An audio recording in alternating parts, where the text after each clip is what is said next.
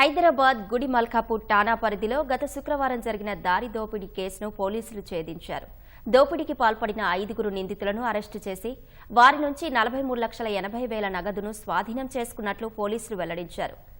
గత శుక్రవారం తిబర్మల్ jewellers manager Srikanth 50 లక్షల నగదుతో షాపు నుంచి ఇంటికి వెళ్తుండగా రేతిబౌలి ఎక్స్ రోడ్డు సమీపంలో దుండగులు బ్యాగ్ను లాక్కొని పరారయ్యారు.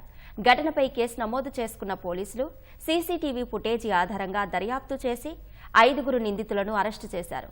గతంలో అదే జ్యువెలరీ షాప్లో పనిచేసిన శ్రావణ్ అనే వ్యక్తితో కలిసి మరో 5 నిందితులు ప్రణాళికబద్ధంగా ఈ దోపిడీకి పాల్పడినట్లు పోలీసులు తెలిపారు. చోరీ చేసిన డబ్బుతో నిందితులు ఖరీదైన ఫోన్లు కొనుగోలు చేసినట్లు పోలీసులు వెల్లడించారు.